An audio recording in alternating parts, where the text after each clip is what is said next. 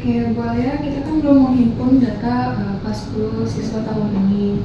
Jadi kita perlu menghimpun data kelas 10 tahun ini. Itu penting untuk kita mengetahui bagaimana prestasi belajarnya, terus apa sosial, pribadi, sama karirnya. Itu tuh penting untuk kita mengetahui bagaimana layanan BK itu nanti dan bagaimana kita merancang atau menyusun IPM nanti. Oh iya ya Bu, betul banget kata Ibu. Kita perlu pakai alam juga kayaknya Bu, alam umum, biar kita itu bisa lihat masalah siswa itu cenderung ke pribadi, belajar, sosial, atau karir. Nah nanti kalau udah dikumpulkan itu kan dihimpun, nanti dimasukkan ke data tadi.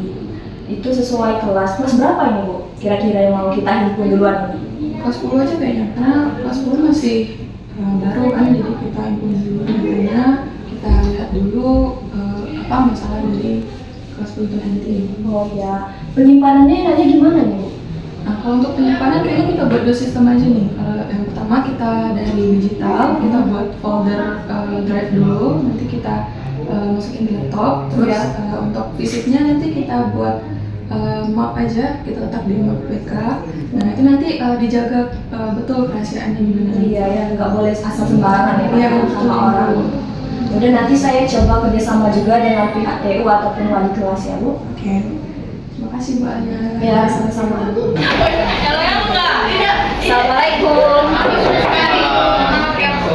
Ya, permisi ya Pak. Ya, silakan.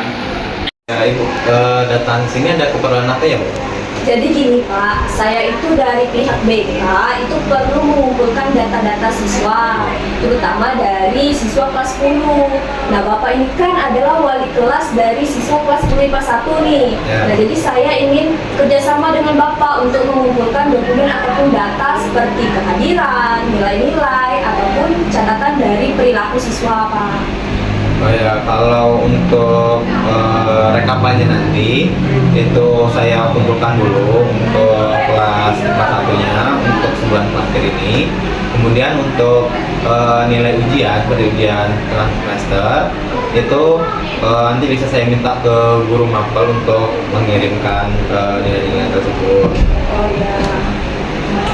Untuk filenya nanti mau dikirim dalam bentuk di print atau secara softnya aja, Bu? Menurut saya soft file aja Pak. Ya. Nanti bisa Bapak tolong kirimkan kepada saya.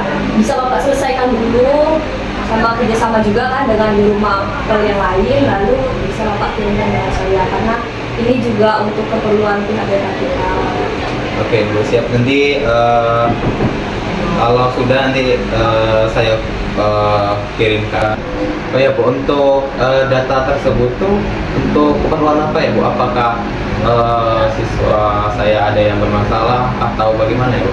Oh enggak Pak, siswa Bapak itu saya ini butuh data itu untuk pemetaan Pak, berkas-berkas dari BK. Jadi dari sana, dari himpunan data ini kami bisa melakukan apa ya, seperti layanan seperti itu Pak. Jadi kami ingin melihat apakah ada siswa yang memerlukan perhatian khusus. Nah, jadi gini Pak, saya juga sekali mau nanya nih, saya datang ke sini tuh, saya mau nanya di kelas Bapak itu bagaimana kondisinya saat ini atau sebelum-sebelumnya? Apakah ada beberapa perilaku siswa yang berubah atau gimana?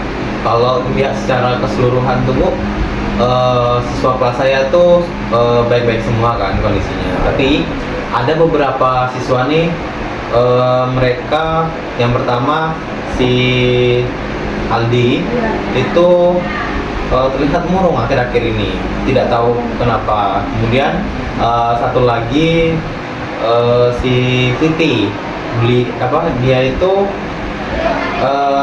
nilai ujian yang sekarang sama yang semester lalu itu turun drastis nilainya. Itu juga kira-kira itu nanti bisa koordinasi dengan Ibu lah bagaimana dengan siswa-siswa saya ini. Oh gitu ya Pak. Baik Pak, nanti juga kami dari pihak BK juga akan membantu untuk cari tahu mengenai siswa Bapak itu nanti. Jadi kami sangat memerlukan data ini, jadi kami minta tolong dari Bapak untuk bisa mengirimkan datanya nanti pada kami. Oke, baik Ibu, nanti akan saya kirimkan dalam bentuk software jika saya sudah mengumpulkan data semua. Mungkin itu saja Pak permohonan saya di sini. Saya ucapkan terima kasih karena Bapak sudah mau kerjasama. Saya permisi dulu ya Pak. Ya, mari Ibu. Ya, Assalamualaikum. Salam.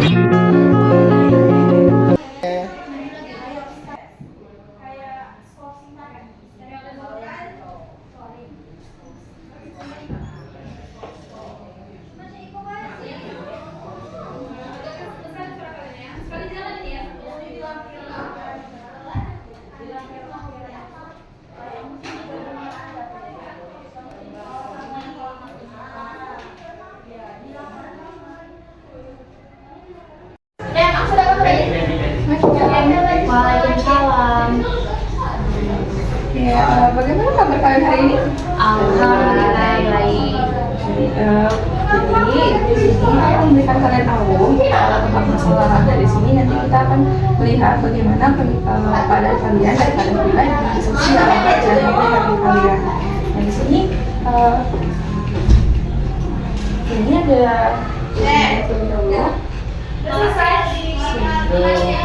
Jangan lupa ya, ngelakuin itu juga. Nah itu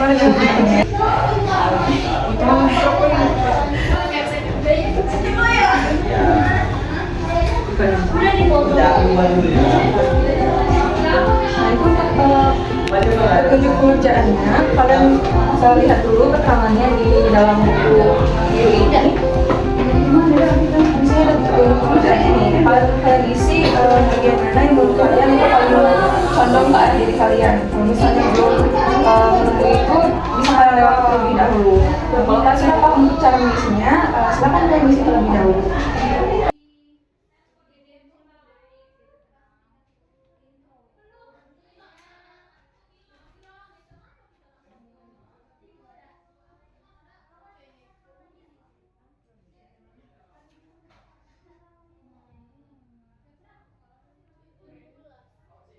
Oke, langsung terakhir aja enggak?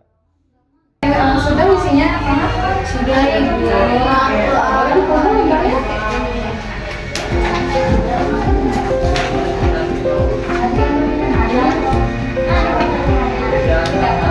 Jadi kalau di sini nanti itu terima kasih. Jadi terima kasih karena kolaborasi.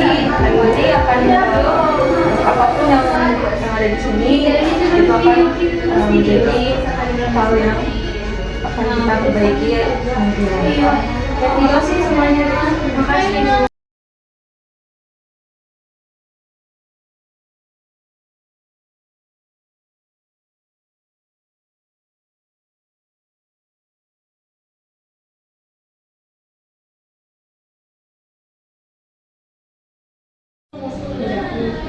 Bu Rauda, ini ada data-data yang sudah saya kumpulkan dengan kerjasama dari pihak TU dan juga wali kelas siswa dari kelas 10. Di sini bisa dilihat ada data pribadi, data belajar, data sosial, juga data karir. Nah ini salinannya, ini dalam bentuk fisik Bu. Nah kalau untuk dalam bentuk drive, nah ini juga sudah saya susun Bu. Di sini ada data peserta didik BK 2026 mulai dari kelas 10 Bu. Bisa Ibu lihat data dari siswa kelas 10 ini Bu. Itu saya buat dari nama-namanya dulu, baru nanti di dalam nama itu ada data pribadi, data belajar, sosial, karir. Nah, data pribadi, data belajar juga sudah saya kumpulkan dari siswa kelas 10 Bu. Nah, jadi ini ya.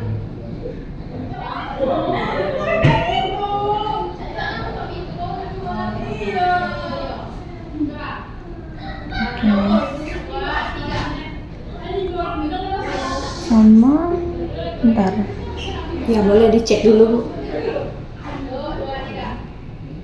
Kan kemarin itu datanya belum lengkap tuh kan Bu. Jadi itu udah beberapa saya ambil datanya dari siswa kelas 10 dan sudah cukup lengkap. AUM-nya juga akan dimasukkan ke situ Bu. Jadi ketika siswa itu dia cenderung masalahnya itu ke pribadi, itu akan dimasukkan ke data pribadi. Kalau misalnya di karir itu akan dimasukkan di karir Bu. Nah, Jadi ini drive-nya dibuat password dulu ya Bu Alia biar kerahasiaannya tuh benar-benar terjaga. Oh gitu. iya, berarti saya akan buat passwordnya dan saya juga akan password laptop saya biar tidak tersebar datanya. Ya. Ini data Karina kita simpan aja ya Bu, data sisanya. Kalau untuk mau fisik itu Ya. misalkan di dalam lemari aja bisa kunci dan jangan sampai terakses sama orang gitu.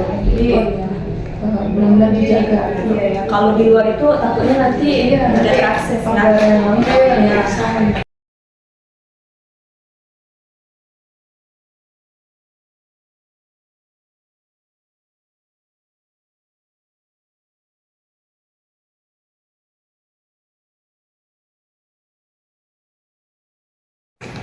Nah Bu, tadi itu kan kita sudah menentukan data tuh Bu. Nah, jadi ada beberapa dari kelas 10 ini yang saya lihat itu memiliki kecenderungan masalah di bidang pribadi dan juga di bidang belajar Bu. Nah, jadi sekitar 40% itu siswa itu cenderung ke masalah ini Bu, masalah belajar atau akademiknya. 30% pribadi, 20% itu sosial dan 10% itu karir. Nah, menurut Ibu gimana itu Bu? Apa yang harus kita lakukan dari itu Bu? Tindak lanjutnya Bu? Kayaknya kita susun program aja ya. Untuk bidang belajar kita adakan bimbingan klasikal tentang teknik belajar yang efektif untuk depannya. Terus kalau untuk bidang pribadi itu kita buka sesi konseling individu agar dia bisa bercerita tentang sama kita nanti. Terus untuk sosial kayaknya kita perlu tentang bimbingan konseling kelompok sama konseling kelompok gitu kan. Jadi mereka konseling secara berkelompok gitu nantinya. Terus kalau untuk bidang karir nanti kita bisa undang dari tiap pihak atau narasumber. Nah kita nanti bisa mendapatkan wawasan yang luas dari situ nanti. Oh iya ya, Bu. Saya catat dulu ya Bu, biar tidak lupa Bu. Oke. Nah jadi ini data-datanya tadi itu kan bisa kita gunakan untuk kita itu menyusun RPL atau program yang sesuai dengan siswa kita. Nah jadi kita mulai menyusunnya itu kira-kira kapan Nah ini? Besok kan? Besok bisa secepatnya Ya, besok ya. ya. Oke, terima kasih Bu. Terima kasih sama-sama.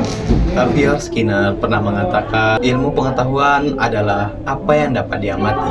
Himpunan data hasil observasi perilaku adalah dasar untuk memahami manusia.